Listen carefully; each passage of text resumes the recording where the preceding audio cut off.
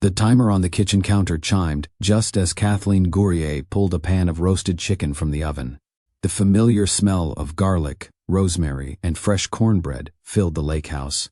Outside the open window, gentle waves brushed against the dock, while laughter drifted across the water. Her 12-year-old son, Jude, had already disappeared down to the shoreline with his fishing rod balanced across his shoulder. Clyde Mercer, the retired park ranger who had become part of their extended family, was waiting beside the old aluminum boat with his tackle box. "Don't let him convince you the fish are smarter than you," Kathleen had called after them. Jude laughed without looking back. "Clyde says they are." "They've fooled him for 30 years, she answered. Clyde tipped his cap with a grin. "Only because I keep giving them second chances." Their laughter faded into the distance as they walked toward the dock. Kathleen smiled to herself. This was exactly why she treasured every weekend at the lake. The quiet, the familiar routines, the feeling that life slowed down enough for people to notice one another again. She wiped her hands on a kitchen towel and glanced at the clock. Martin should have been arriving any minute. He had texted earlier that afternoon saying traffic wasn't bad, and he expected to make it before dinner. She hoped the peaceful setting might help ease the distance that had quietly settled between them during the past several months. The sound of tires crunching across the gravel driveway finally reached the house. "Perfect timing," she whispered. She walked toward the front door, expecting to see her husband climbing out with an overnight bag and his usual smile. Instead, Martin stepped out, carrying only a leather briefcase. No smile, no wave, no warmth.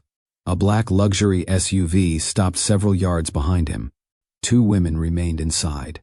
Kathleen frowned. She had never seen either vehicle before.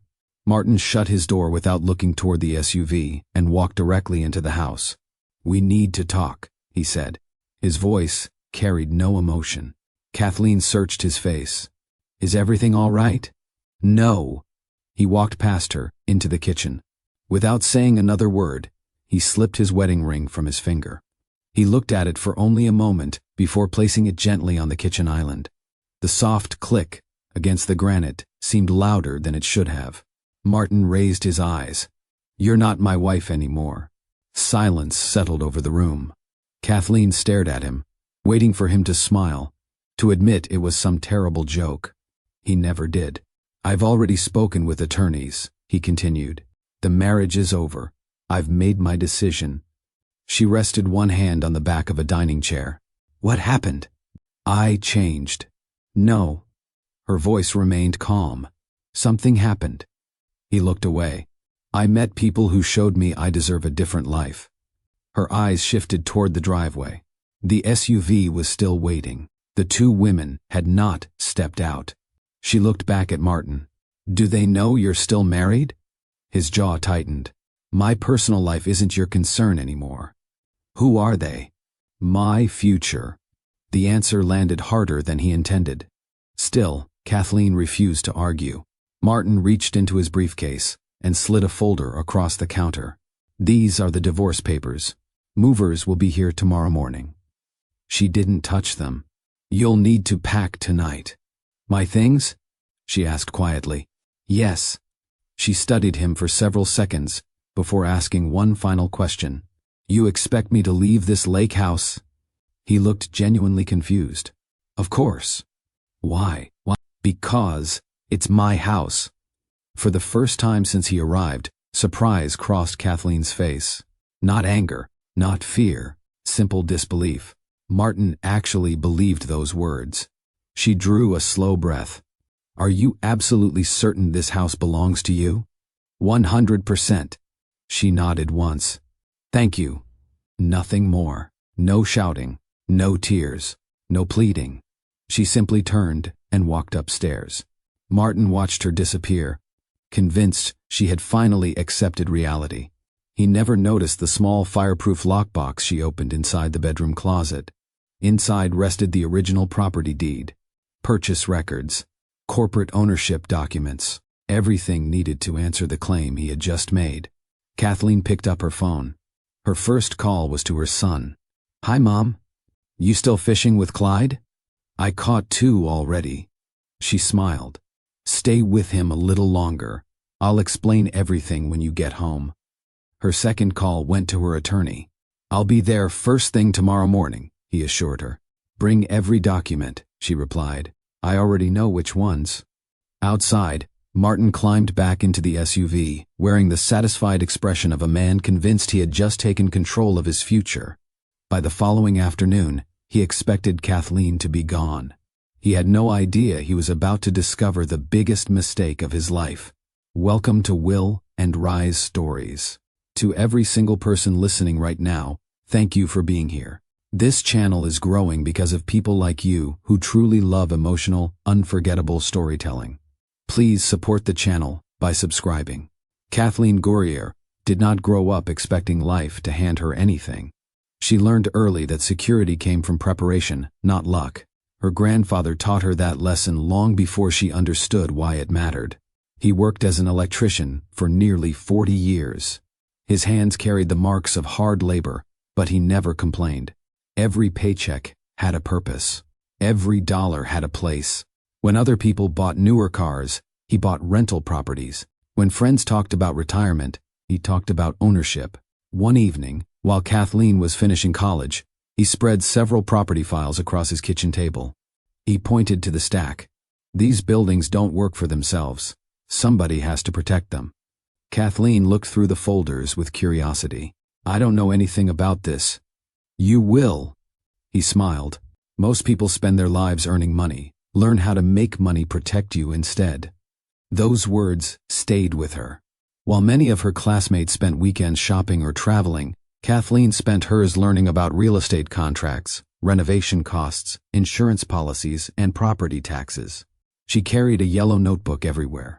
Every page contained numbers, purchase prices, repair estimates, savings goals, ideas for future investments. Nothing about it looked exciting. She didn't care.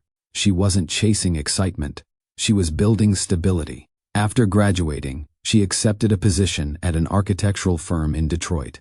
The work paid well enough to cover her living expenses, but she refused to let her salary become her only source of income. Every month, she saved as much as she could. She skipped expensive vacations. She rarely bought anything she didn't truly need. Friends teased her. You work too hard. You should enjoy yourself. When are you finally going to spend some money? Kathleen always answered the same way. I'm building something first. Her grandfather watched quietly. He never pushed her. He simply answered every question she brought to him. They spent evenings reviewing contracts together. He explained how one careless signature could create years of problems. He taught her to read every page before signing anything. He reminded her that people often focused on the purchase price while ignoring the long-term cost of ownership. Every lesson strengthened her confidence. A few years later, her grandfather passed away. Losing him hurt deeply. For several weeks, Kathleen could hardly bring herself to enter his office. Everything reminded her of him. The old desk, the shelves filled with binders, the coffee mug that still sat beside the window. Eventually, she gathered the courage to sort through his business records. Instead of selling everything, she decided to continue what he had started. She officially took responsibility for the family investment company. The work became harder than she expected. Some houses needed major repairs. Several tenants required new lease agreements. Roofs leaked. Plumbing failed. Unexpected expenses appeared almost every month. She handled each problem one at a time. When contractors failed to show up, she met new ones. When repairs exceeded the budget, she adjusted her plans instead of giving up. Little by little, every property improved. The rental income grew steadily. Instead of spending those profits, she invested them again. Years passed. Her patience began paying off. One afternoon, she found a listing for a quiet lake house in northern Michigan. The home wasn't luxurious. It needed repairs. The dock required rebuilding. Several windows had to be replaced. The landscaping had been neglected for years. Most buyers walked away. Kathleen saw something different. She saw families gathering on summer evenings. She saw children fishing from the dock. She saw holidays filled with laughter. Most importantly, she saw a place where future generations could always return. Using the family investment company, she purchased the property. The closing took less than an hour. The responsibility lasted much longer. For months, she traveled north every weekend. She supervised contractors. She painted walls herself. She planted flowers around the porch. She replaced broken furniture instead of buying expensive new pieces. Every improvement made the house feel more welcoming. When the final repairs were complete, she stood at the end of the dock as the sun settled across the water. For the first time since her grandfather's passing, she felt he would have approved. She quietly smiled. The lake house wasn't the biggest investment she owned. It became the most meaningful one.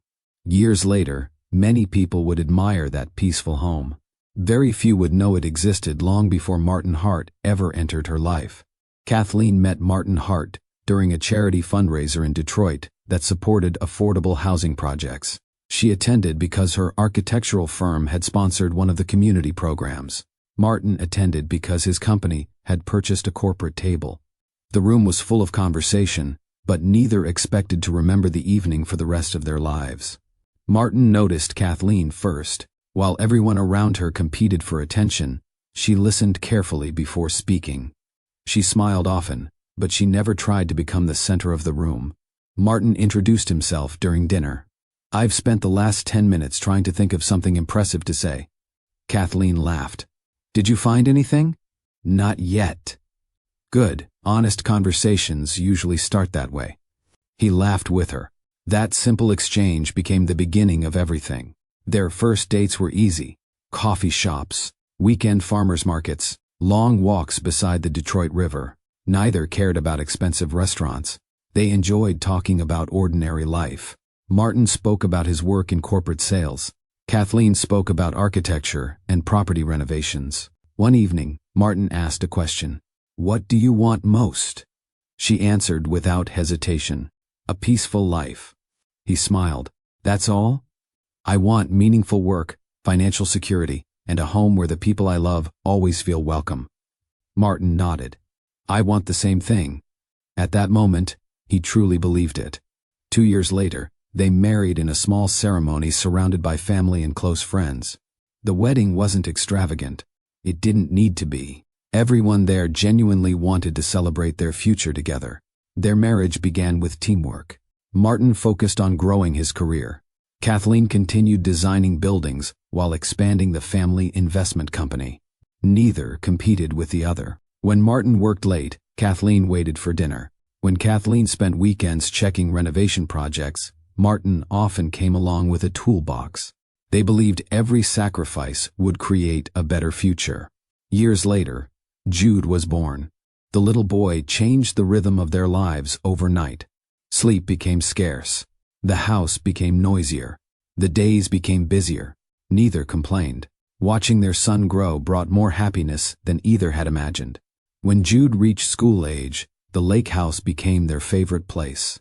Almost every Friday afternoon, they packed the truck and drove north together.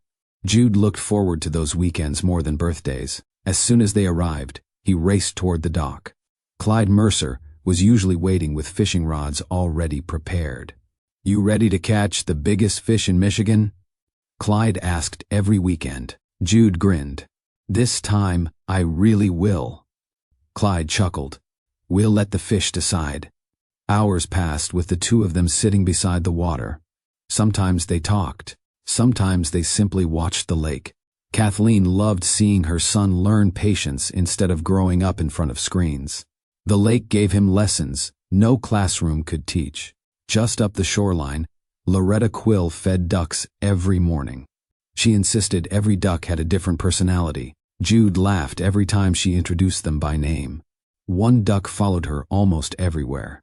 "I told you Winston likes me best," she said proudly. Jude shook his head.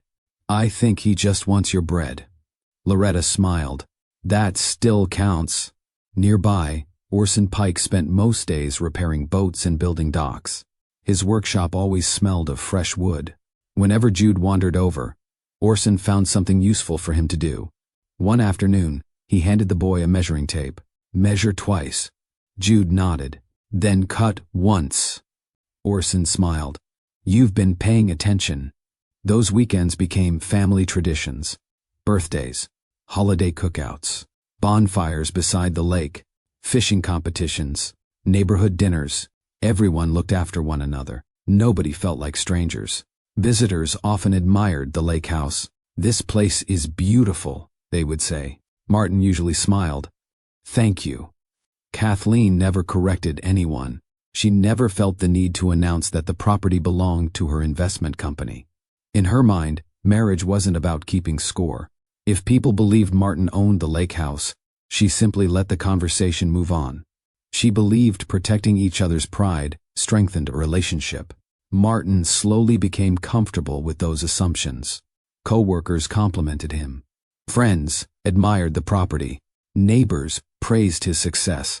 "You've really done well for yourself," someone would say. Martin thanked them without explaining the full story. At first, Kathleen thought nothing of it. She assumed he simply wanted to avoid an awkward conversation. Months became years. The compliments continued. Martin accepted every one of them. Kathleen remained focused on the life they had built together. She continued buying investment properties. She continued improving older homes. She continued planning for Jude's future. Martin continued building his career. From the outside, they looked like the family everyone hoped to become. A successful marriage, a happy child, a peaceful lake house. Friends often said they had everything. Kathleen believed they did. She never realized one quiet habit was slowly changing Martin. Every compliment he accepted without correction made him a little more comfortable believing the success around him belonged mostly to him. He didn't notice the change. Neither did Kathleen. By the time either of them understood what was happening, that small misunderstanding had already become part of the way Martin saw himself. Life remained steady until Martin received the biggest promotion of his career. His company named him regional executive after years of exceeding every sales target placed in front of him. The promotion came with a larger salary, performance bonuses, business travel, and regular meetings with senior leadership. The entire family celebrated. Jude ran into the kitchen carrying a bakery box. "Dad got promoted." Martin laughed. "I wanted to tell your mom first." "You took too long." Kathleen hugged him. "You earned this." Martin smiled. "I couldn't have done it without you." He meant every word. That evening, they celebrated with takeout from their favorite barbecue restaurant. No expensive party, no luxury hotel. Just the three of them around the dining table. Jude raised his glass. "To Dad." Kathleen lifted hers. "To hard work." Martin smiled. "To bigger opportunities." None of them realized those words would slowly change the direction of their lives. Over the next several months, Martin traveled more than ever before. He attended executive conferences across the country. He met successful business leaders. Many judged people by appearances before character. Conversations centered on expensive watches, luxury vehicles, vacation homes, private clubs, designer clothing. Martin wanted to belong. At first, the changes were small. He bought a tailored suit, then another. A luxury watch followed. Soon he joined an exclusive golf club because many executives spent weekends there. When Kathleen noticed the growing expenses, she asked gently, "Do all of these help your job?" Martin nodded. "They help me fit in." "If they truly help your career, I understand." "I promise they do." Some purchases helped. Others only satisfied his pride. Meanwhile, Kathleen's routine never changed. She still left home before sunrise. She still reviewed architectural drawings over breakfast. She still visited renovation projects after work. Most evenings she spread contracts and financial reports across the dining room table. Martin walked past one evening and smiled. "You're working again?" She looked up. "I'm finishing the paperwork for another property." "You already own several." "I know. Why keep buying more?" She closed the folder. "I'm not buying them because I want a bigger life." "Then why?" "I want our future protected. Our retirement. Jude's education. If something unexpected ever happens, I don't want one difficult year to destroy everything we've built." Martin kissed the top of her head. "You always think ahead." "Someone has to." He laughed. "And that's why we're a good team." For a while, they still were. A few weeks later, Martin attended a leadership conference in Chicago. During a break between sessions, he met Audrey Hart. Despite sharing the same last name, they were not related. She worked promotional events while building a career in commercial fashion. Their conversation started over coffee. It felt easy. They talked about travel, business, and future goals. Before leaving, Audrey smiled. "So, are you married?" Martin hesitated. Only for a moment. "It's complicated." He didn't tell the truth. He also didn't correct the impression he had just created. Over the following weeks, they exchanged messages. The conversations became more personal. Whenever Audrey mentioned his family, Martin described himself as a man trapped in a marriage that had already ended emotionally. He claimed they stayed together only because of their son. Audrey believed him. She thought she was speaking with a man whose marriage was already over. Back home, Kathleen noticed Martin checking his phone more often. She assumed work had become busier. She wanted to trust him. Months later, another business event introduced Martin to Madison Brooks. Madison hoped to launch her own marketing company. She admired ambition and enjoyed talking with people who had built successful careers. Their conversations quickly became regular. Eventually, she asked the same question. "Are you married?" This time Martin answered differently. "I'm going through a divorce." The lie came even easier. Madison felt sorry for him. She believed he was trying to rebuild his life. Martin never told either woman the full truth. At home, he continued acting like a husband. On business trips, he became someone else. Maintaining both lives became exhausting. His executive assistant began noticing unusual travel requests. Hotel reservations no longer matched company schedules. Expense reports contained unexpected changes. She politely offered to update his calendar. Martin refused. His supervisor also noticed the difference. Martin still produced excellent results, but his attention drifted during important meetings. He forgot details that once came naturally. One afternoon, his supervisor closed the office door. "You've always been dependable." "I still am. I believe you." He leaned forward. "But something is distracting you." Martin forced a smile. "I've got everything under control." He believed it. He couldn't see how quickly everything was slipping away. Back at the lake house, Kathleen remained focused on the people she loved. She looked forward to every weekend with Jude. She continued improving investment properties. She continued protecting the future she had spent years building. She believed Martin was simply adjusting to greater responsibility at work. She never imagined he was quietly building another life based on lies. The distance between them grew a little more each month. Martin stopped asking about her projects. He no longer celebrated the properties she purchased. When she shared good news, he answered with a quick smile before looking back at his phone. She noticed the change. She hoped it was temporary. One evening, they sat together on the back deck, watching the lake. The sun reflected across the water. Kathleen turned toward him. "Do you ever miss when life felt simpler?" Martin smiled. "I think we're moving toward something better." She nodded. "I've always believed peace is better." He looked across the lake. "I think we deserve more." Kathleen quietly answered, "I thought we already had it." Martin didn't respond. He kept staring at the water. Neither of them knew that the next season of their lives would test everything they had built together. The peaceful weekends, the family traditions, and the trust that had taken years to build were all moving toward the Friday evening when Martin would walk into the lake house, remove his wedding ring, and tell Kathleen she was no longer his wife. Martin stood in the middle of the kitchen while Kathleen looked at him without fear. The smell of dinner still filled the room. A few minutes earlier she had been expecting another peaceful weekend. Now her husband was ending a marriage that had lasted 20 years. Martin pushed a folder across the kitchen island. "I've already signed my part. My attorney prepared everything. Your signature is the only thing missing." Kathleen looked at the folder, but didn't open it. "You planned all of this before coming here?" "Yes."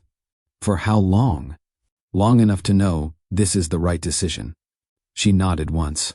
"I see." Martin expected questions. He expected anger. Instead, Kathleen simply listened. That surprised him. "I don't want to argue," he said. "I've already made up my mind." "You've made that clear. Our marriage stopped working a long time ago." Kathleen looked directly at him. "If you believed that, you could have told me." "There wasn't anything left to say." "There was. You chose not to say it." Martin ignored the comment. "I'm moving forward with my life." Kathleen asked quietly, "Is that why those women are waiting outside?" Martin glanced toward the driveway. "They're not your concern. They became my concern the moment you drove them to our home. They're part of my future. Our marriage is finished."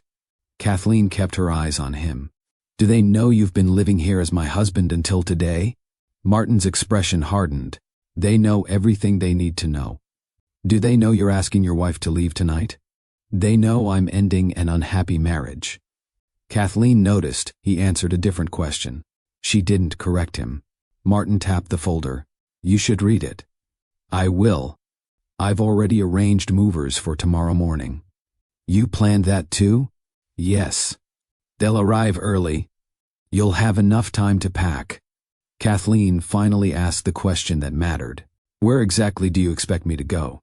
Martin answered without hesitation. "You'll figure something out." She looked at him with disbelief. "After 20 years together, that's all you have to say?" "I'm being practical." "No. You're being careless." Martin folded his arms. "I've been more than fair."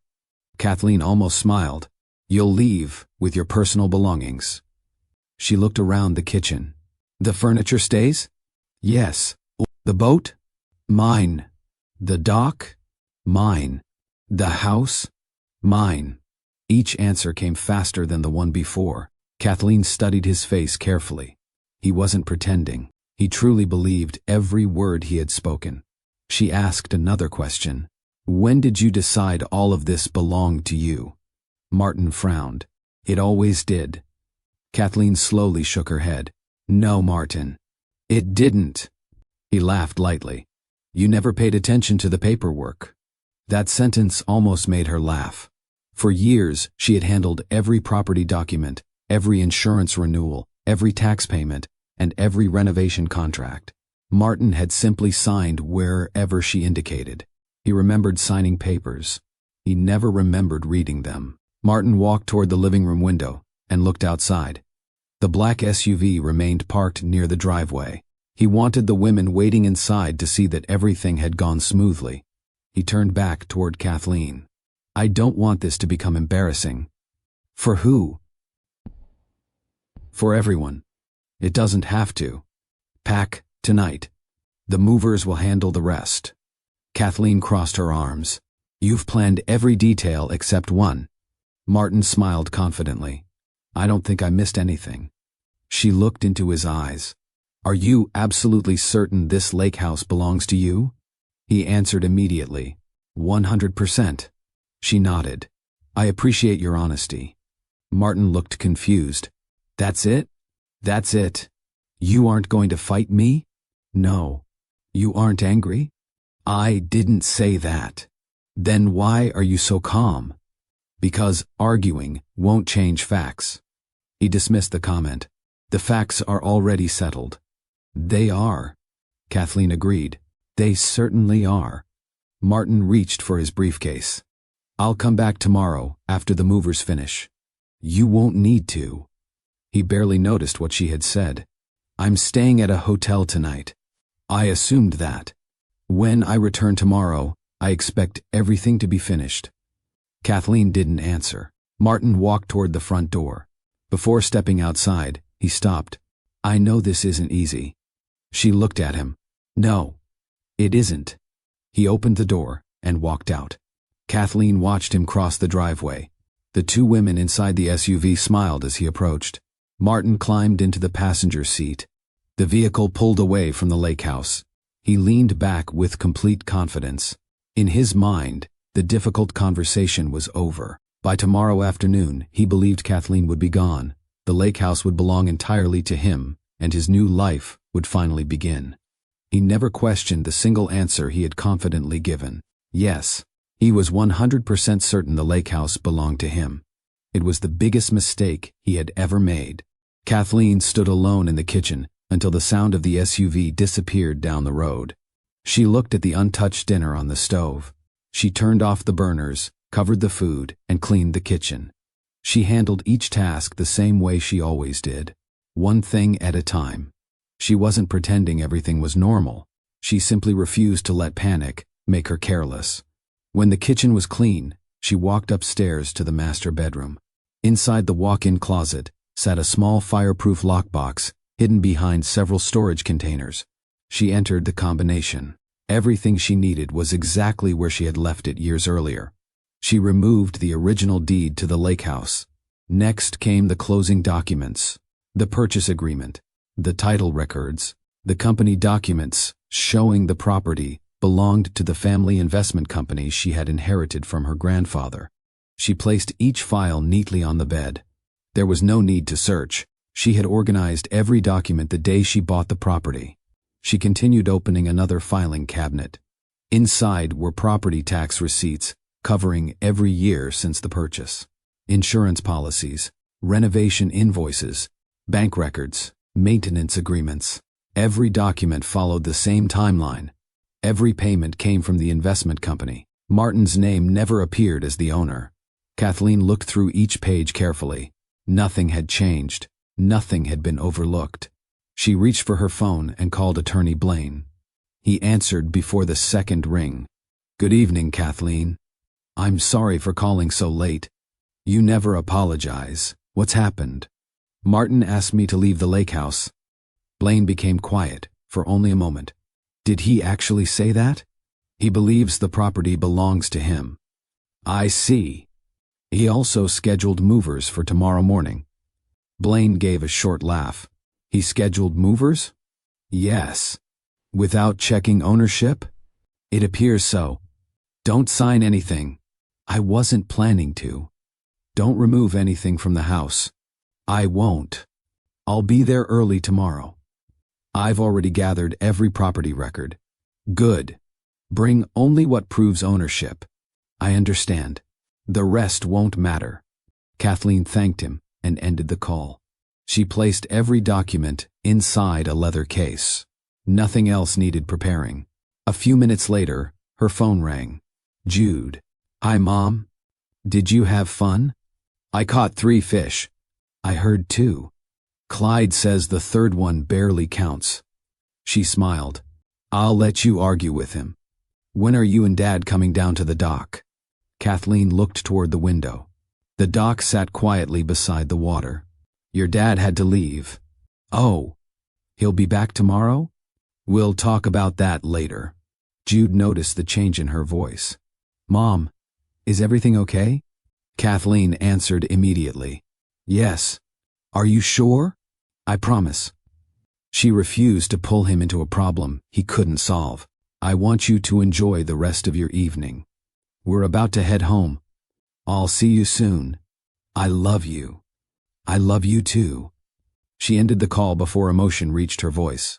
Less than 15 minutes later, Jude walked through the front door carrying his fishing rod. Clyde followed behind with the tackle box. "The young man beat me again," Clyde said with a smile. "I told you I would," Jude replied proudly. Kathleen smiled at both of them. "I'm glad you had a good day." Clyde looked at her more closely.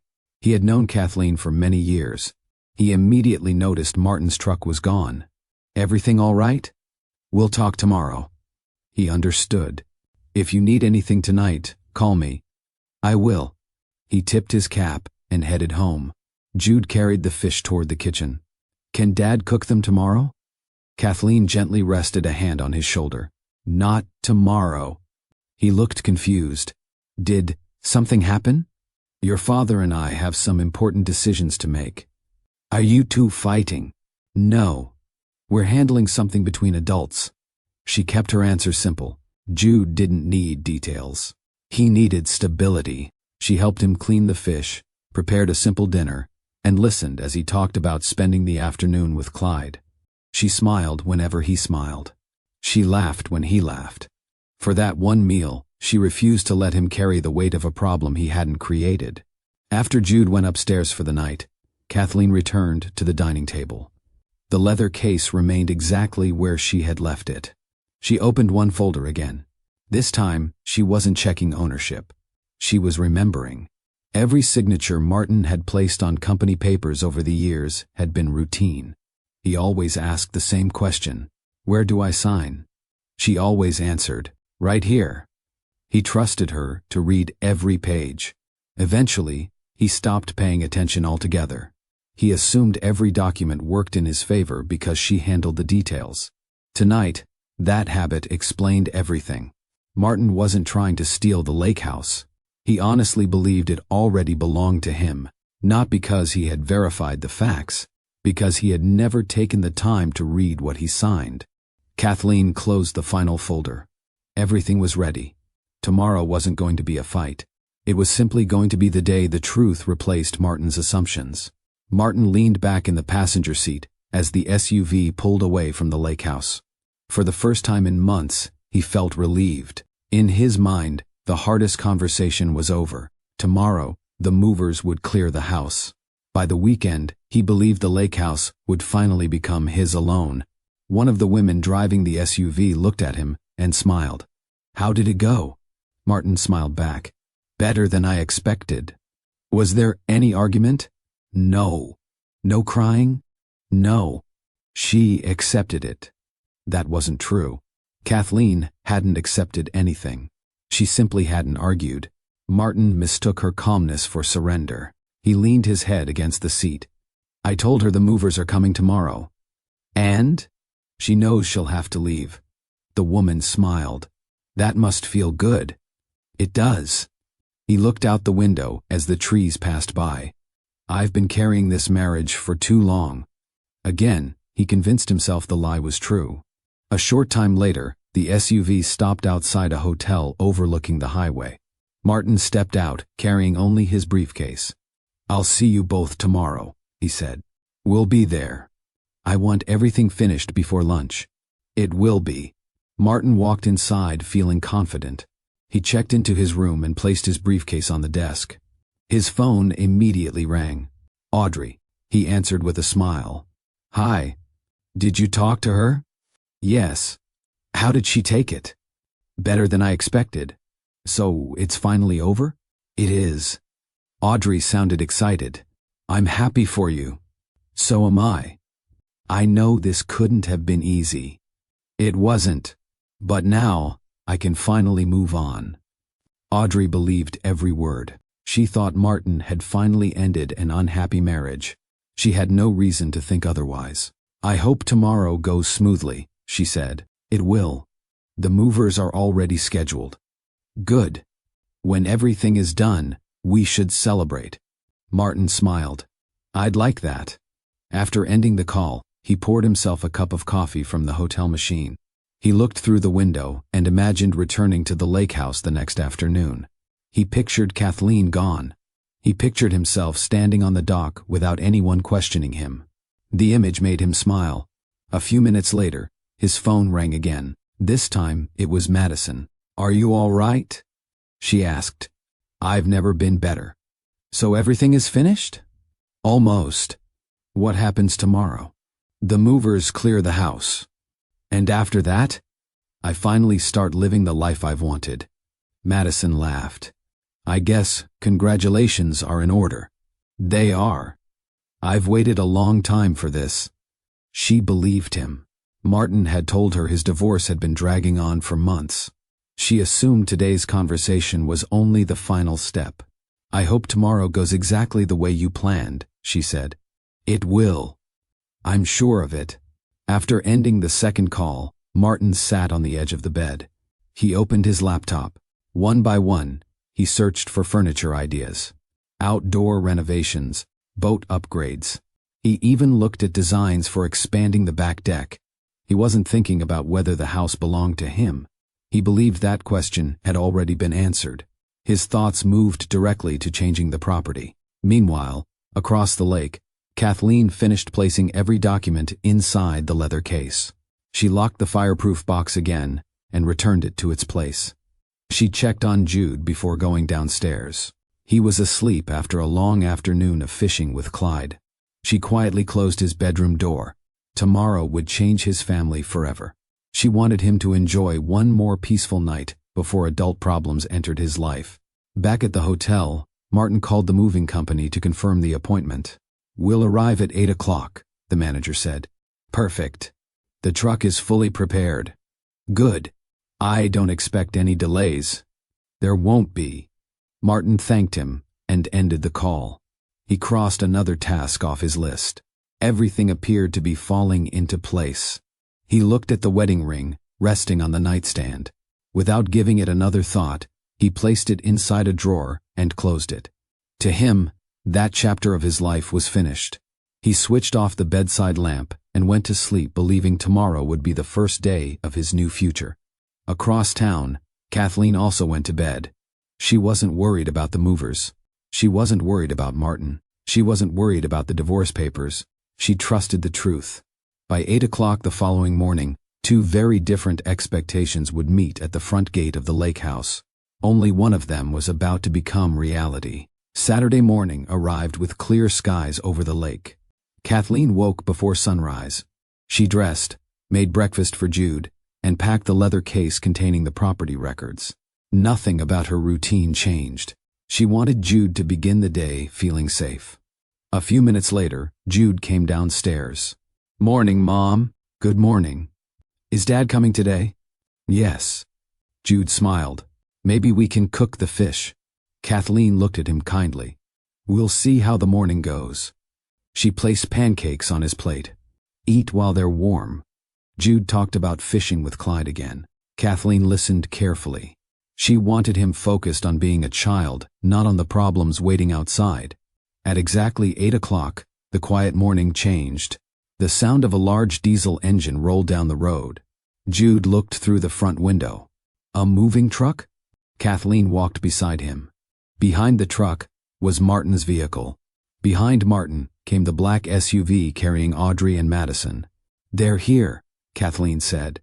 Jude looked confused. Why would Dad bring a moving truck? Before she could answer, another vehicle turned into the driveway. Attorney Blaine arrived exactly when he promised. He stepped out, carrying a briefcase. "Good morning, Kathleen." "Good morning, Blaine." "I see they didn't waste any time." "No. They're right on schedule." Blaine looked toward Jude. "Good morning." "Morning." Blaine smiled. "I'll let your mom and me handle the grown-up business." Jude nodded quietly. Outside, Martin climbed out of his vehicle wearing a confident smile. He looked at the moving crew. "This won't take long." The crew leader nodded. "Just tell us when we can start." Martin walked toward the electronic security gate. He pressed the keypad. Nothing happened. He entered the code again. The screen flashed red. "Access denied." Martin frowned. He entered the numbers more carefully. The same message appeared. "Access denied." He pulled out his phone and opened the gate app. He pressed the unlock button. Nothing moved. The heavy iron gate remained closed. The crew waited. Martin tried again. Still nothing. One of the movers asked politely, "Is there another entrance?" "No." Martin forced a smile. "The system must be acting up." He tried a fourth time. The keypad rejected him again. Inside the house, Jude looked toward his mother. "Why won't the gate open?" Kathleen answered honestly, "Because the system recognizes the legal owner." She said nothing more. Martin walked closer to the keypad. He checked the numbers. Everything was correct. He called the security company. After confirming his identity, the representative checked the account. "Sir, the access profile connected to your phone is no longer active." Martin frowned. "What do you mean?" "It was removed." "By who?" "I'm not authorized to discuss account activity. I'm standing outside my own property." The representative remained professional. "Our records show you no longer have access." The call ended. Martin stared at the phone in disbelief. Audrey stepped out of the SUV. "What's happening?" "The gate isn't working." Madison joined them. "I thought you said this was your house." "It is." "Then why can't you open it?" Martin looked irritated. "It's just a technical problem." He walked to the intercom beside the gate. He pressed the call button. Seconds later, Kathleen answered. "Good morning, Martin." "The gate won't open." "I know." "Open it." "No." Martin glanced toward the movers. "They're waiting." "I can see that." "You knew we were coming." "Yes." "Then open the gate." "You don't have permission to enter." Martin laughed. "Permission? I'm your husband." Kathleen answered immediately. "You asked for a divorce yesterday." "That doesn't change anything." "It changes quite a lot." Martin lowered his voice.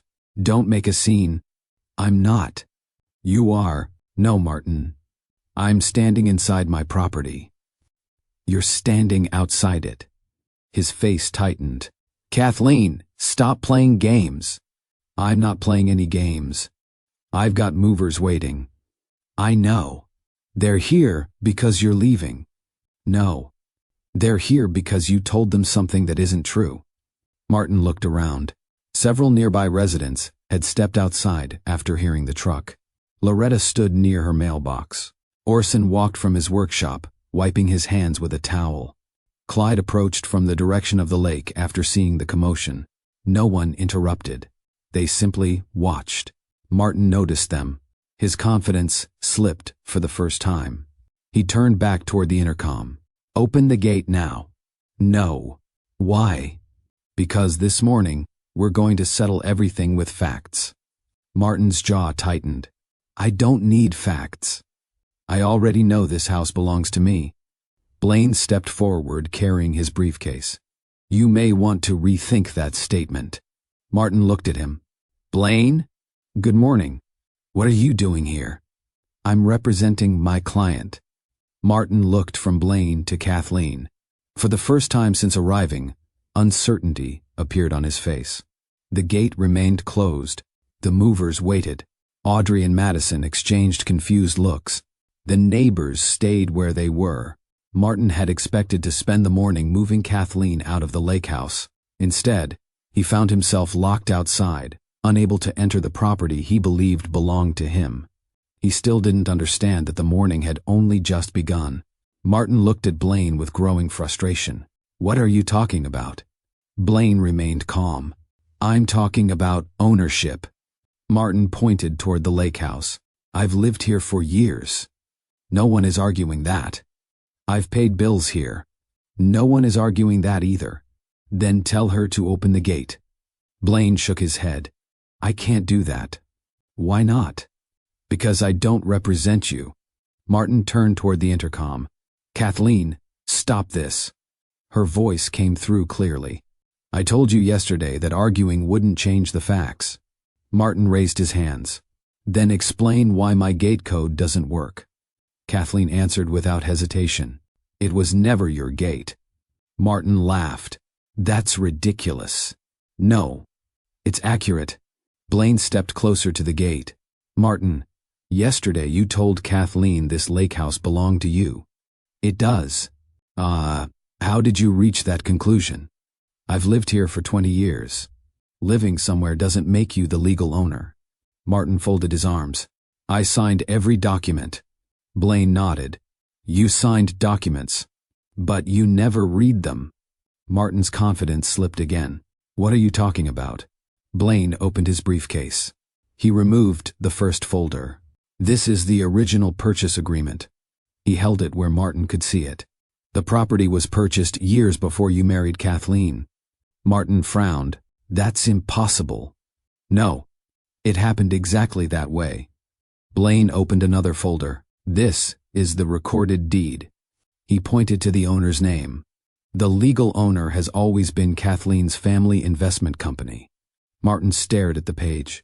"That can't be right." "It is." Blaine produced another document. "These are the closing records." The dates match the purchase. He placed them beside the deed. Next came the annual property tax records. They were paid every year through the investment company. Then the insurance records. Same owner. Then the renovation permits. Same owner. Then the maintenance contracts. Same owner. Every document told the same story. Martin looked from one page to another. His expression changed. He had expected one mistake. Instead, every record agreed with the last one. He looked back at Kathleen. "You changed these?" She answered immediately. "No. They've been the same since the day I bought the property." "You never told me." "I never hid it." "You handled all the paperwork." "Yes. And every time I asked you where to sign, you signed without reading." Martin searched his memory. He remembered signing documents, mortgage papers, insurance renewals, company records, tax forms. Whenever Kathleen handed him paperwork, he always asked the same question. "Where do I sign?" She always pointed to the correct line. He trusted her to understand every document. He never stopped to read them himself. Blaine closed one folder and opened another. "This contains the security system records." Martin looked at him. "What about them?" "The access system recognizes the legal owner. It automatically removed inactive permissions yesterday." Martin frowned. "Yesterday?" "Kathleen instructed the security company to remove your access after you informed her the marriage was over and demanded possession of property you do not own." Martin looked back at the keypad. The red message suddenly made sense. The system wasn't broken. It was doing exactly what it had been programmed to do. Audrey stepped closer. "You told us this was your lake house." Martin didn't answer. Madison looked at the deed through the gate. "Why is her name connected to every document?" Martin swallowed hard. For the first time since arriving, he couldn't finish a sentence. Kathleen picked up the intercom again. "Martin," he slowly looked toward the house. "You asked me one thing yesterday." He said nothing. "You asked why I wasn't arguing." She continued. "I already knew the truth didn't need an argument." Blaine closed the final folder. "Everything necessary has now been presented." He looked directly at Martin. "Legally, there is no dispute. The ownership has been clear from the beginning." Martin stood motionless. Only 24 hours earlier, he had ordered Kathleen to leave the property. Now he stood outside the closed gate, holding nothing except assumptions. Every document proved the same fact. The lake house had never belonged to him. Martin remained frozen outside the gate. The confidence he had carried only minutes earlier disappeared. He looked from Blaine to Kathleen, hoping someone would say the documents were wrong. No one did. The moving crew stood quietly beside the truck. Their supervisor finally spoke. "Mr. Hart, do you still want us to continue?" Martin looked at the locked gate. He had no answer. "We can't enter private property without the owner's permission," the supervisor continued. "If the owner says no, we leave." Martin turned toward Kathleen. "Tell them to wait." Kathleen answered through the intercom. "They're free to make their own decision." The supervisor nodded. "Without legal access, our job is finished." He signaled to his crew. The movers immediately began closing the truck. Martin hurried toward them. "Don't leave. We've already been paid. We'll refund the unused portion. This isn't our dispute." Within minutes, the truck pulled away from the lake house. Martin watched it disappear down the road. The plan he had spent weeks arranging had collapsed in less than 30 minutes. Audrey stared at him. "You told me your divorce was almost finished." "It is." She shook her head. "No. You said this house belonged to you." Martin rubbed his forehead. "I believed it did." "You believed it?" "Yes." "You never checked?" Martin couldn't answer. Madison stepped forward. "You also told me you'd already separated." "We were going to." "We're going to?" "You made it sound like it already happened." Martin looked from one woman to the other. "I wasn't trying to hurt anyone." Audrey folded her arms. "Then why didn't you tell us the truth?" His voice failed him. Madison looked toward Kathleen. "So she didn't know about us until yesterday?" Kathleen answered honestly. "Yesterday was the first day he told me our marriage was over." Madison slowly looked back at Martin. "You've been lying to everyone." "No. You lied. There was nothing else to call it." Audrey reached into her handbag and removed a small envelope. "I was going to give you this today." Martin looked confused. "What is it?" "A reservation confirmation. I thought we were going away together, after everything was settled. She looked at the envelope for a moment before tearing it in half. I'm canceling it. She dropped the pieces into a nearby trash container. I don't build relationships on lies. Without another word, she walked back to the SUV. Madison remained where she was. I asked you one simple question. Martin looked down. I know. I asked if you were free to start a new life. I thought I would be. That's not what I asked. She shook her head. You wanted two different futures at the same time. Martin tried to explain. I was going to fix everything. You had plenty of chances. Madison turned and walked away.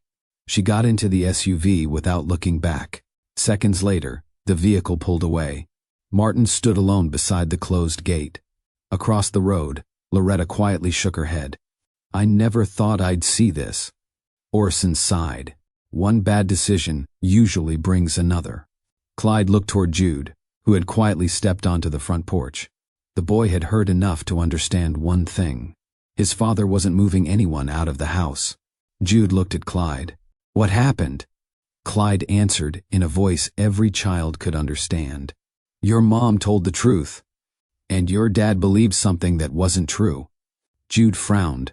Why didn't he check? Clyde rested a hand on the boy's shoulder. Because sometimes people become so sure they're right that they stop looking for the truth. Jude looked toward his father. Martin was still standing at the gate.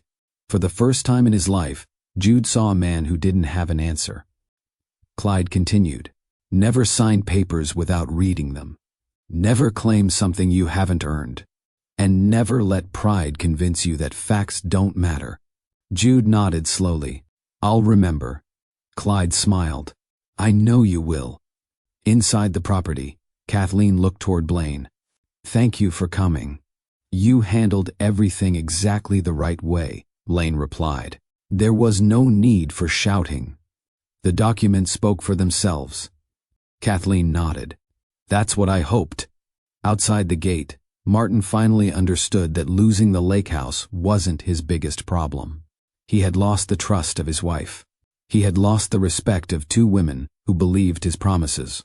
He had embarrassed himself in front of neighbors who had known his family for years. Most painful of all, he had disappointed his own son.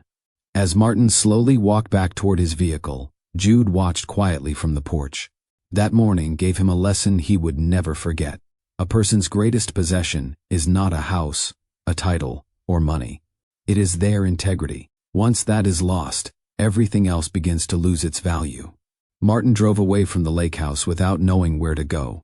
For 20 years, leaving that driveway had always meant coming back. This time, he wasn't sure he ever would. He checked into the same hotel where he had stayed the night before. The room looked exactly the same. His life did not. He sat on the edge of the bed and stared at his phone. It rang several times. He ignored every call. Eventually, he opened his banking app. The numbers on the screen forced him to face another problem. Over the past 2 years, he had changed the way he lived. The executive promotion had increased his income, but it had also increased his spending. He had financed a luxury SUV. He carried large balances on several credit cards. He belonged to an expensive golf club. He paid monthly membership fees for private business organizations. He had convinced himself those expenses were investments in his future. Now they looked like heavy burdens. For years, he believed the lake house was part of his financial security. He assumed that if life became difficult, the property would always be there. Now he knew it had never been his. His phone rang again. This time, it was the bank. He answered. Mr. Hart, we're calling about your vehicle loan. I know. Your payment is due next week. I'll take care of it. We also noticed an increase in your revolving debt. I said I'll handle it. He ended the call before the conversation continued. Only a few minutes later, another notification appeared. A credit card payment reminder. Then another. For the first time in years, Martin looked at every monthly payment together. The total shocked him. He had been spending money as though his income could never change. He closed the banking app. Monday morning arrived. Martin walked into his office wearing the same confidence he always tried to project. His coworkers greeted him politely. Something felt different. Conversation stopped as he walked past. People looked away more quickly than usual. He entered his office and tried to focus on work. 10 minutes later, his supervisor called. "Martin, can you come in?" "I'll be right there." Martin entered the office and closed the door. His supervisor looked at him across the desk. "I need to ask you something." "Go ahead." "Is everything all right?" Martin forced a smile. "Everything's fine." "Are you sure?" "Yes." His supervisor leaned forward. "You've missed 2 client calls this morning." "I'll return them." "You also submitted an incomplete report yesterday." "I'll correct it." His supervisor nodded. "I've known you for years. This isn't like you." Martin looked down. "I've had some personal issues." "I understand. But personal problems can't affect your responsibilities." "They won't." "I hope not." Martin returned to his office, but he couldn't concentrate. Every document reminded him of the papers Blaine had shown him. Every signature reminded him of the documents he had signed without reading. By lunchtime, he still hadn't finished a single report. Late that afternoon, another meeting followed. This time the discussion centered on company expenses. Martin had exceeded his travel budget for several months. His supervisor placed the reports on the table. "Can you explain these charges?" Martin looked through them. Luxury hotels, private dinners, extra transportation costs, expenses that had nothing to do with company business. He had never expected anyone to question them. Now, every receipt demanded an explanation. "I'll reimburse the company." His supervisor nodded. That would be appropriate. As Martin left the meeting, he realized something important. His reputation had protected him for years. Now people were beginning to examine his decisions more closely. One mistake had led them to notice others. That evening, Martin returned to the hotel instead of going home. He looked through photographs stored on his phone. Most of them came from the lake house. Jude holding his first fish, family cookouts, summer evenings on the dock, holiday dinners, simple moments that once made him happy. He slowly realized something. He had spent months chasing a future that looked impressive. In the process, he stopped appreciating the life he already had. Across town, Kathleen stayed busy helping Jude finish his homework. She cooked dinner. She laughed at one of his jokes. She answered his questions without speaking badly about Martin. She refused to make her son choose between his parents. After Jude went upstairs, Kathleen reviewed a few architectural drawings before closing her laptop. Her phone remained silent. Martin never called. She wasn't surprised. She knew he needed time to face the consequences of his own choices. Meanwhile, Martin sat alone in his hotel room, looking at another payment reminder appearing on his phone. The loss of the lake house had been only the beginning. His financial pressure was growing. His image at work was beginning to crack. The confidence he had spent years building was disappearing one decision at a time. For the first time in a very long while, Martin understood that losing trust could cost far more than losing money. The divorce process began the following week. Kathleen instructed Blaine to keep every discussion professional. "I don't want revenge," she said. "I only want a fair outcome." Blaine nodded. "That will make this process much easier. There has already been enough damage." She refused to argue through lawyers. She refused to speak badly about Martin in public. She refused every opportunity to embarrass him. People around the lake had already heard what happened. Some wanted every detail. Loretta stopped by one afternoon, carrying a basket of fresh muffins. "I've had 3 people ask me about Saturday." Kathleen smiled politely. "What did you tell them?" "The truth." "And what was that?" "That it's your story, not mine." Kathleen appreciated that answer. "Thank you." "I don't want people choosing sides," Kathleen said. "I especially don't want Jude hearing gossip." Loretta nodded. "None of us will allow that." Word spread through the neighborhood anyway. Each time someone asked, Clyde and Orson gave the same simple answer. "It's a family matter." Nothing more. That protected Jude from hearing different versions of the same story. One evening, Jude sat beside Kathleen on the back porch. He looked across the lake for several minutes. Mom? Yes? Did Dad stop loving us? Kathleen answered carefully. No. Then why did he leave? Sometimes adults make decisions they later regret. Did you do something wrong? She immediately shook her head. No. Did Dad? Kathleen looked at her son with kindness. Your father made some choices that hurt our family. That doesn't change the fact that he loves you. Jude lowered his head. I miss him. I know. She placed an arm around his shoulders. It's all right to miss him. You never have to choose between loving your father and loving me. Jude leaned against her. I don't want everyone fighting. I don't want that either. A few days later, Kathleen met with a family counselor. Not because Jude had done anything wrong. She wanted him to have someone outside the family he could talk to. She believed children often ask questions they didn't want to ask their parents. After the first appointment, the counselor spoke with Kathleen. Jude is respectful. He loves both of you. I can see that. He also worries about disappointing either parent. Kathleen nodded. How do I help him? Keep doing what you're doing. Don't ask him to carry adult problems. Let him stay a child. She smiled. That's exactly what I want. Martin also began spending time with Jude again. Their visits started slowly. Sometimes they met for lunch. Other weekends, they spent a few hours together at a local park. Kathleen never stood in the way. When Martin arrived to pick up Jude, she greeted him politely. There were no arguments, no accusations, only short conversations about Jude's schedule. One Saturday, Martin thanked her. You could have made this much harder. Kathleen answered honestly. It isn't about us. It's about our son. Martin nodded. I know, and he deserves two parents who respect each other. I agree. For the first time in weeks, they agreed on something important. Martin kept his promise to focus on Jude during every visit. He stopped talking about the divorce. He stopped making excuses. Instead, he listened. One afternoon, Jude asked him, Can we still go fishing together sometime? Martin smiled. I'd like that. So would I. Across the lake, Clyde watched the conversation from a distance. Later that evening, he spoke with Kathleen. You've shown more strength than most people would. She smiled. I don't feel strong every day. You don't have to. You've chosen peace. That takes strength.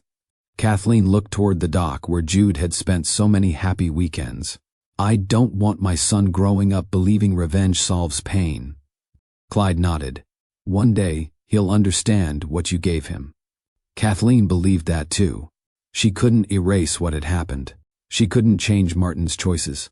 But she could decide what kind of future Jude would grow up remembering. She chose respect instead of bitterness. She chose stability instead of conflict. She chose grace over revenge. That decision became one of the greatest gifts she ever gave her son. Spring slowly gave way to summer. The lake looked as peaceful as ever, but Kathleen saw it differently. For months, she had looked at the house and remembered the pain of that Friday evening. She refused to let that become its lasting memory. One morning, she stood on the dock with a notebook in her hand. Jude walked over. What are you writing? I've been thinking about this house. Are we selling it? She smiled.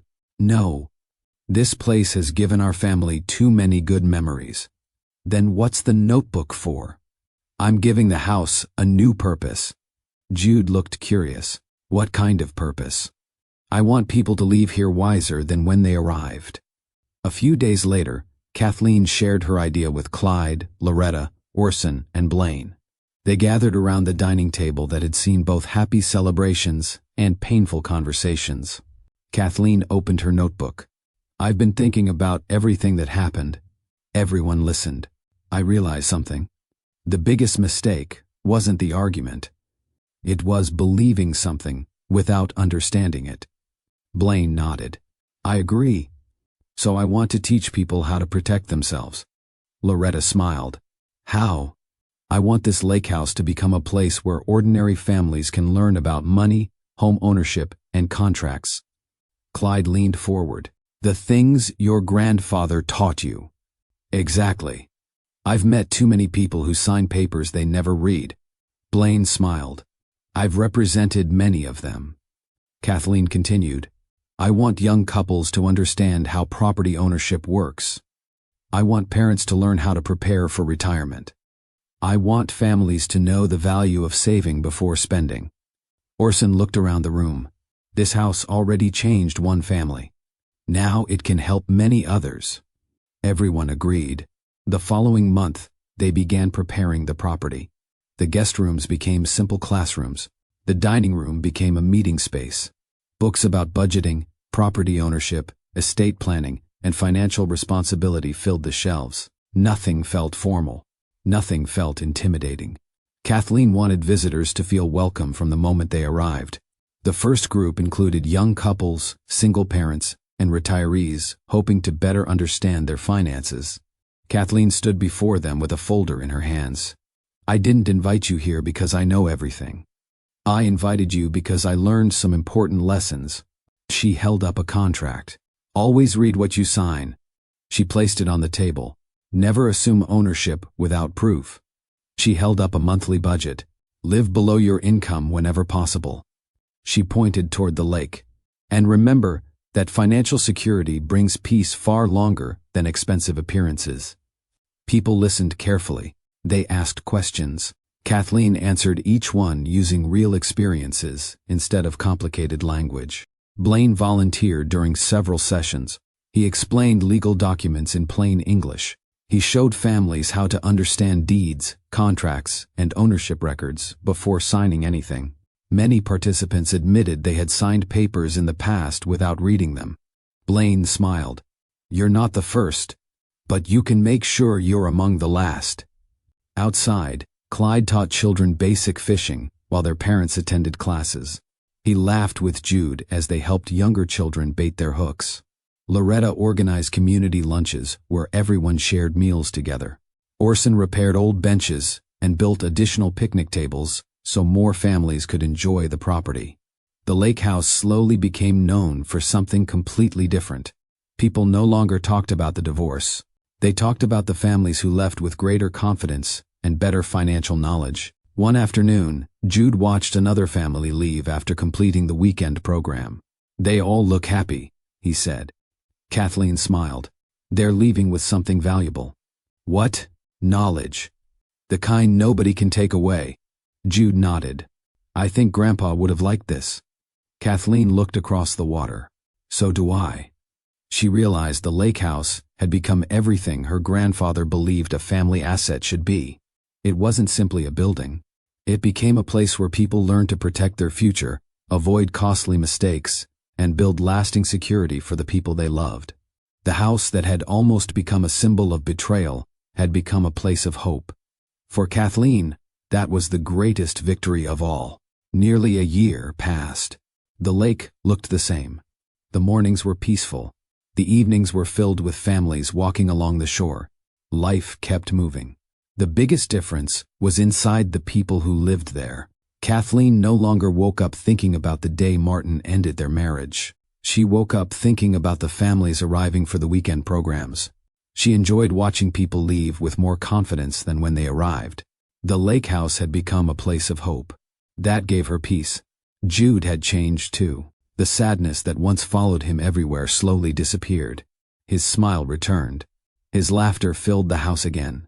On Saturday mornings, he still hurried toward the dock, carrying his fishing rod. Some traditions never changed. Come on, Clyde, Jude shouted one morning. The fish won't wait forever. Clyde laughed as he picked up his tackle box. They've been waiting for me for years. They can wait another 5 minutes. Jude shook his head. Not today. The two walked toward the water exactly as they had done for years. Kathleen watched from the porch. Seeing them together reminded her that not everything had been lost. Some parts of life remained steady. Loretta continued bringing fresh bread every Sunday afternoon. She never arrived empty-handed. I baked too much again, she always said. Everyone knew she baked extra on purpose. Orson remained busy repairing docks around the lake. Whenever Jude had free time, he helped carry lumber and tools. You've grown taller, Orson said one afternoon. I'm trying. You'll be taller than me before long. Jude smiled proudly. I hope so. The community felt normal again. People no longer whispered about the divorce. They talked about fishing tournaments, community dinners, and children playing near the lake. Kathleen appreciated that more than anything. She never wanted her family's pain to become the neighborhood's favorite story. One afternoon, Jude returned from fishing carrying 2 large bass. I finally beat Clyde. Clyde laughed. You beat the fish. I'll get another chance next weekend. Kathleen smiled. Let's cook them tonight. The 3 of them cleaned the fish together. They laughed through the entire meal. For the first time in a long time, the dinner table sounded the way it once had. Simple conversations replaced painful memories. That evening, Jude looked toward his mother. Mom, yes? I've been thinking. About what? I'm happy again. Kathleen smiled. I'm very glad to hear that. I didn't think I would be. Healing takes time. I know. Jude looked across the lake. I still love Dad. I know you do. I also love being here. You don't have to choose. I'm glad. Kathleen reached across the table and squeezed his hand. You'll always have permission to love both your parents. Those words stayed with Jude. Martin also changed during that year. He no longer tried to impress people. He sold the luxury SUV that had become too expensive to keep. He ended several costly memberships he no longer needed. He focused on paying his debts instead of creating new ones. At work, he slowly rebuilt his reputation, not with promises, with consistent effort. His supervisor noticed the difference. One afternoon, he stopped outside Martin's office. You've worked hard this year. I'm trying. It shows. Thank you. Martin simply nodded. He no longer felt the need to prove himself with expensive things. He understood that respect had to be earned every day. Back at the lake house, another weekend program ended successfully. Families packed their cars. Children waved goodbye. Parents thanked Kathleen for the lessons they had learned. After everyone left, she stood on the porch watching the empty driveway. 1 year earlier, that same driveway had been filled with a moving truck, angry words, and broken trust. Now families left with stronger futures. She quietly thanked God for carrying her through the hardest season of her life. Not because everything had been easy, because everything had become meaningful. As the sun settled over the lake, Jude and Clyde walked back from the dock, laughing about the one fish that escaped. Kathleen smiled as they approached. The sound of Jude's laughter echoed across the water. It reminded her that healing rarely arrived through one dramatic moment. It came through ordinary mornings, shared meals, honest conversations, family traditions that refused to disappear. Those simple moments became the strongest proof that life could become beautiful again after deep disappointment. One Saturday morning, nearly a year after the day the gates stayed closed, Martin drove back to the lake. He came alone. There was no moving truck, no luxury SUV, no expectations, only one purpose. He wanted to tell the truth. He parked outside the property and remained beside his car. He didn't walk toward the gate. He didn't touch the keypad. He understood that respect meant waiting. A few minutes later, Clyde noticed him. He walked over. Morning, Martin. Morning. You here to see Kathleen? Yes. I'll let her know. Clyde walked toward the house. Kathleen stepped onto the porch after hearing why Martin had come. She saw him standing quietly beside his car. He wasn't demanding anything. He wasn't arguing. She opened the gate. Martin walked in slowly. He stopped several feet away from her. Thank you for seeing me. Kathleen nodded. What did you want to talk about? Martin looked around the property. Everything was well cared for. The flowers were blooming. Children laughed near the dock as families prepared to leave another weekend program. He smiled sadly. This place looks better than ever. We've worked hard. I can see that. For a few moments, he searched for the right words. This time, he refused to hide behind excuses. I didn't come here to ask for the house. I know. I didn't come asking for another chance. I understand. I came because I owe you the truth. Kathleen listened. Martin took a slow breath. I spent years chasing things that made me look successful. I thought expensive things meant I had finally made it. I wanted people to admire me. He lowered his head. Somewhere along the way, I stopped appreciating the people who helped me build my life. Kathleen remained silent. Martin continued. You supported my career. You encouraged me. You handled responsibilities I barely noticed. You protected our future while I was busy thinking about my next promotion. He looked directly at her. I accepted praise that belonged to both of us. I even accepted credit for things you built long before we met. Kathleen remembered all the times she had remained quiet when people congratulated Martin for the lake house. She had never corrected anyone, not because she was afraid, because she believed marriage wasn't a competition. Martin shook his head. I understand that now. I should have spoken the truth every time. I should have honored your work instead of letting people believe it was mine. His voice remained steady. I failed you. I failed Jude. I failed myself. Kathleen finally spoke. I've waited a long time to hear you say that. I know. There isn't a single excuse for what I did. There doesn't need to be. Martin nodded. I also want to thank you. Kathleen looked surprised. For what? You could have destroyed my reputation. You knew everything. You never tried to humiliate me. You protected Jude. You treated me with respect even after everything I did. He smiled faintly. I didn't deserve that. Kathleen answered honestly. I wasn't protecting you. I was protecting the kind of person I wanted to remain. Martin understood exactly what she meant. He looked toward the dock. Jude was laughing with Clyde after another morning of fishing. I almost took all of this away from him. You almost did. I'll regret that for the rest of my life. You don't have to spend the rest of your life living in regret. Martin looked back at her. What do you mean? You can't change yesterday, but you can decide who you become tomorrow. Those words stayed with him. For the first time in many months, Martin felt something he hadn't allowed himself to feel.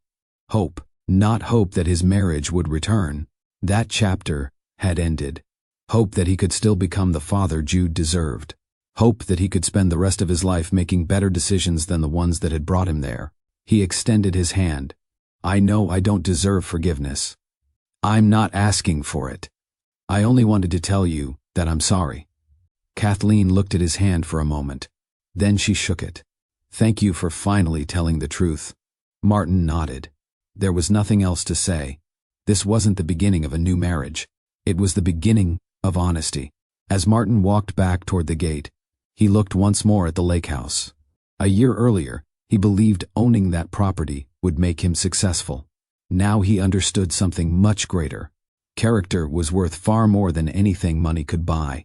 Martin started walking toward his car. Before he reached it, Jude called out, Dad. Martin turned around.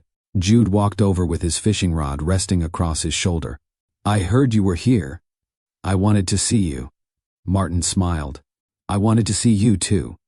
Jude looked at him for a moment. Are you leaving already?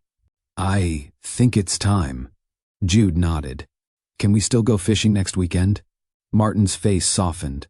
I'd like that very much. Then don't be late. I won't. Jude smiled. I'll hold you to that. Martin laughed. I believe you will. Jude hugged his father. Martin held him tightly. Love you, Dad. I love you too, son. They stepped apart. Martin looked toward Kathleen. She was standing on the porch. He gave her a quiet nod before getting into his car. This time, he drove away without looking back. He no longer wanted the lake house. He only wanted to become a better man than the one who had walked away from his family a year earlier. Kathleen watched his car disappear down the road. Jude walked back to her side. Do you think Dad meant what he said? Kathleen smiled. I do. How can you tell? Because people who truly change stop making promises. They start living differently. Jude nodded. I hope he keeps changing.